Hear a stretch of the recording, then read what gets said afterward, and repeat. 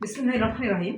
প্রিয় শিক্ষার্থী, আশা করছি তোমরা সবাই অনেক অনেক ভালো আছো। আজকে আমি রাসায়নিক সমীকরণের সমতাকরণ নিয়ে কিছু কথা বলতে চাই। আমরা সবাই সমতাকরণ নিয়ে অনেক সমস্যায় পড়ি। আসলে এটা কোনো সমস্যার বিষয় নয়, এটা জটিল কিছু না।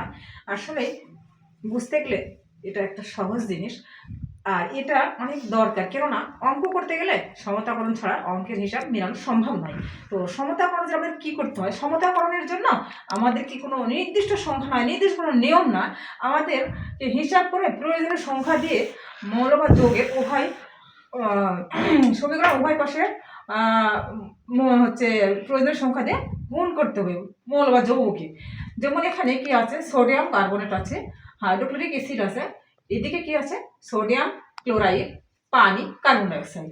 আমাদের কি করবে, উভয় পাশে মানে উৎপাদ এবং বিক্রিয়ক বা উৎপাদকের উভয় পাশে অনুপরমাণু সংখ্যা সমান হতে হবে, যেটা সমীকরণে সমতাকরণ বলে। তো এখানে যেমন দেখো সোডিয়াম আছে 2টি, তাই না, এখানে কিন্তু 1টি। তাহলে এখানে কি করতে হবে, 2 দ্বারা গুণ করতে হবে। তাহলে আমরা কি করব, এখানে 2 দ্বারা গুণ করব। তো এখানে সোডিয়াম 2টি হয়ে গেল। সোডিয়াম 2টা করতে গিয়ে ক্লোরিন কিন্তু 2টা হয়ে গেছে, এখানে ক্লোরিন 1টা, তাহলে এখানেও 2টা করতে হবে। ওখানে তো অলরেডি 2টা হয়েই গেছে, তাহলে এখানে 2টা। এবার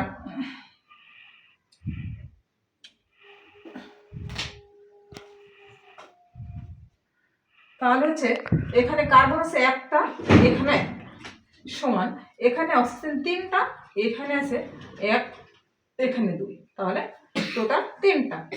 তাহলে দরকার নেই। এখানে হচ্ছে ক্লোরিন 2টা হয়ে গেছে, এখানে 2টা, সোডিয়াম 2টা, মানে উভয় পাশে অনুপরমাণুর সংখ্যা সমান হয়ে গেছে। এই তো হিসাব করতে হবে যে কোনটাতে কতটা অণু বা পরমাণুর সংখ্যা বাড়াতে হবে, সেই হিসাব করে প্রয়োজনীয় সংখ্যাতে গুণ করতে হবে। তাহলে সমীকরণ সমতাকরণ করা সম্ভব। প্র্যাকটিস করতে হবে, জটিল কিছুই নয়। এই তো সমতাকরণ।